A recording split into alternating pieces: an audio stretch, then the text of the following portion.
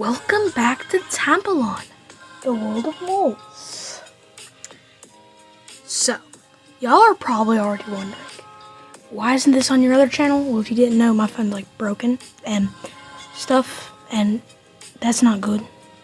So basically, I'm just gonna post on this one, Talpeon on this YouTube channel until then. And yeah, basically that's all I'm gonna do.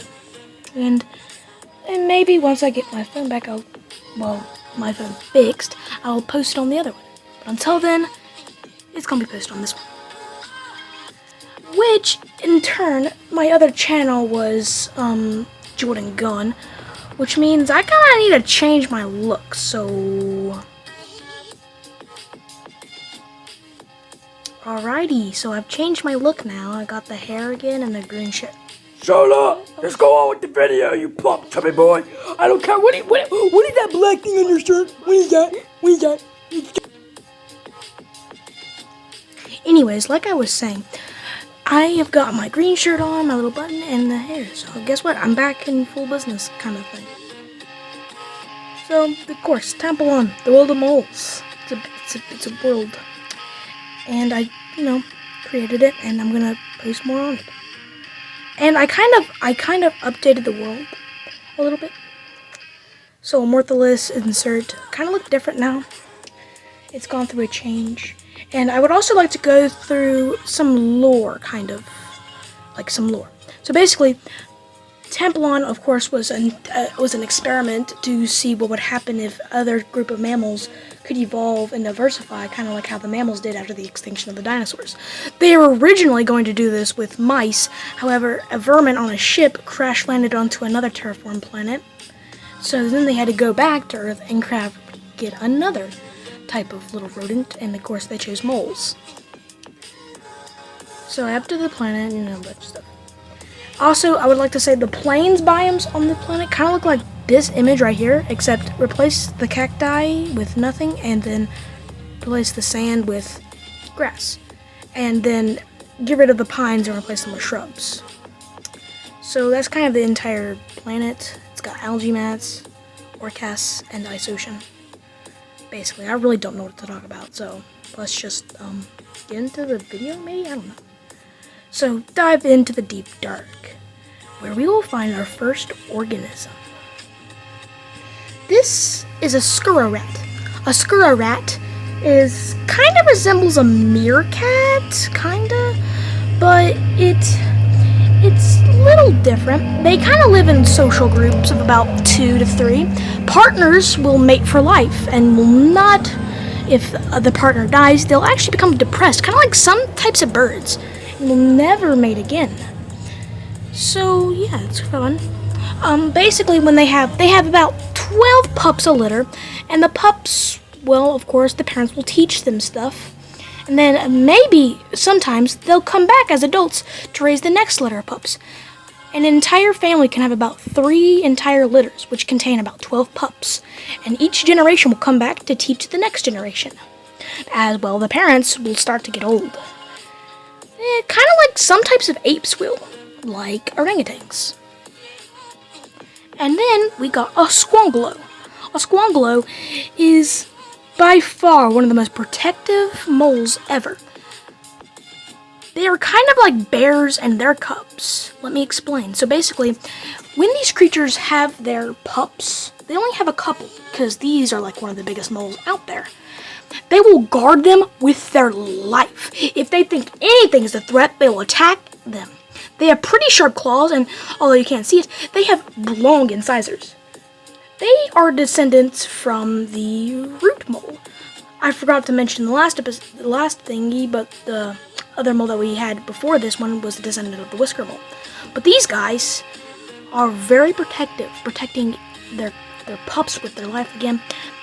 And basically, if they even smell a potential predator near them, they will find the predator and beat it to make sure it don't come in. That's why even the most terrifying predators make sure to stay away from aggressive mothers. And they're only preyed on when the pups eventually leave the mom to go fend for themselves, or even males of the species. But their loving nature has been taken advantage of by other moles. This guy is a mimic mole. A mimic mole is a type of star-nosed mole that has adapted for mimicry. This is what many mole babies look like. And basically, they're hairless, but eventually they'll grow pinkish fur. These guys mimic that, and will mimic a baby mole. They'll then kidnap a baby mole, get its scent, like from urine, blood, and the fur. They will then kill and eat it. They will then pretend to be that pup of pretty much a lot of mole species, and manage to do it quite often. Unless the mother finds out, and in that case, they probably won't come out in one piece, if you understand that. But they have a long mole. They don't really use their tendrils on their nose anymore to sense. Instead, that's actually retracted in order to not give it off. That's usually the only way you can identify it. And for some reason, the mothers, they can't really figure that out. I mean, if it smells like their baby, they're going to think it's their baby. And then, we have the apex predator. This is the squid mole. Now, the squid mole is, of course, a descendant of the tentacle-nosed mole. But basically, these creatures, unlike their ancestors, which were carnivorous, these guys are actually more omnivorous and such. The tendrils on their face kind of make them look like a Tulu or something.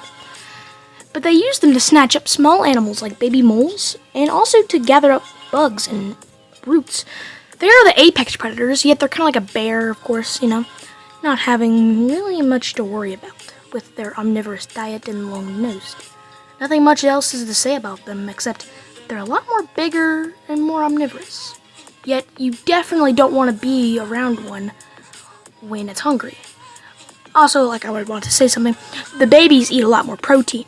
About 70% of their diet is meat, and only the rest is plant-based. However, once they get up to an adult, it's evened out to 50-50. However, still, a portion of that 50-50 is meat, and they will definitely get their meat. That sounds weird. Next up is the weasel mole. Weasel moles kind of have an appearance like that of a weasel or ferret. They use this in order to slink around into burrows of other moles. Why? Because they like to eat their pups. Yeah. It's kind of sad, but they usually don't do that. Instead, they actually like to slink into hives of bants in order to get their honey and their larvae. They are omnivorous and are descendants of the whisker mole. It's hard to tell, but they still do have the whiskers, and they can slink around and easily get through burrows. Nothing much else is to say about them. Now we leave the burrows into the open plains. We'll look up to the skies, and we can find this. This is a raider bee. Now, raider bees are interesting. These bees like to raid other hives of already bees. So basically, they are descendant of mega bees. These bees now like to raid other hives of bees. They never really establish a main hive. Instead, they just kind of take over a hive and then go find a new one. They eat the larva and their honey, and usually kill the queen, as the queen doubles as more food, because queens are usually extra fat, full of eggs. They're kind of like wasps in looks, but kind of also look like a hornet. They're very large bees and can definitely be a threat. They've also developed an extra pair of wings on the bottom to help them aid in flying. They are about as fast as a hummingbird with flight, and it can move very fast. They are definitely one of the most scarier predators out there of soaring above the plains with no birds or bats. These creatures basically take to the skies. And then moving down into the grass. You have to look deep down into the grass. You might find something interesting. This is a bant. A bant is a type of flightless bee. They're not descendants from the mega bee, but instead developed from normal bees. They've lost their wings, but instead have taken to the ground as ground bees. These creatures are, like ants, and they are interesting as they also make honey. So they're like, a mix of ants and bees. This is what a hive of a bant will look like. In the sections that has the darker shade, that's where they store the honey. And the other, more lighter side, is their honeycomb that they use to store their larvae. And then the bottom section is where they store the queen. And basically lay the eggs and transfer those eggs over to the honeycombs. These creatures are equipped with mandibles, a stinger, and puffy fur. Very cool. And then moving down to Cert, a very interesting plane. I think I meant ocean. It's been a rough day, you know. I sometimes get the two islands mixed up. I'm really sweaty right now. It's hot. But I'm at the ocean. The ocean are vast and beautiful, and they contain various types of creatures. And the first one is a megakrill. Megakrill are just like their original ancestors in that they live in vast shoals, except they're around the size of a large prawn. These creatures have doubled in size in order to be larger from predators, which were originally the normal common pygmy octopus, which were only around 5 inches. Now these guys are around a foot, which makes them around the size of a large prawn. They live in schools of several thousand and dart around the ocean with quick velocity speeds. They're herbivores, feeding on algae. However, sometimes they like to add protein to their diet, so any other tiny krill, their larvae will be fed on. But now it's time for their main predator. As there's not really much to say about them, they're just really large krill, but the pygmy octopi, they were small, mere 3 to 5 inches. However, as they grew in order to feed, they got large. Very large, kind of even larger than some common octopi found on Earth. This is a sea ripper. A sea ripper is a type of pygmy octopi that have grown larger in order to eat the large krill. They're just like a normal pygmy octopi, except their entire diet is exclusive to these large krill, as the tinier krill do not provide enough sustenance. Not much is really to say about them, except they're a really big octopus that you definitely don't want to have attached to your leg, as their beak can deliver a very strong bite. Now we finally move over to Cert, the tiny island. And one thing I forgot to mention in the intro is that Cert is entirely dominated by invertebrates, like crickets, snails, moths, and worms. And, well, isopods.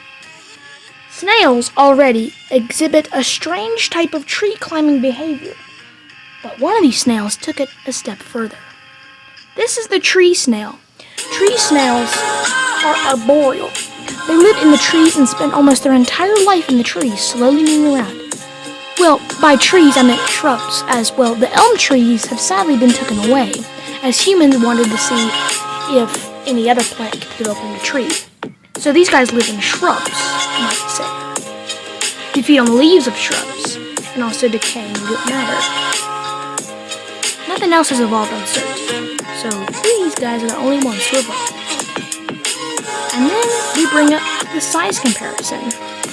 As you can see, the creatures have grown pretty large, especially larger since last episode. I hope you enjoyed this episode.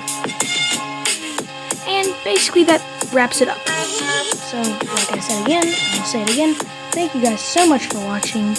Be sure to like and subscribe if you want to. It's free. It can help me out a bunch. And you can really change your mind. So, have a good day. I just figured out that black thing on your shirt is a button. It's a button, bro. No. I'm tired of it, boy.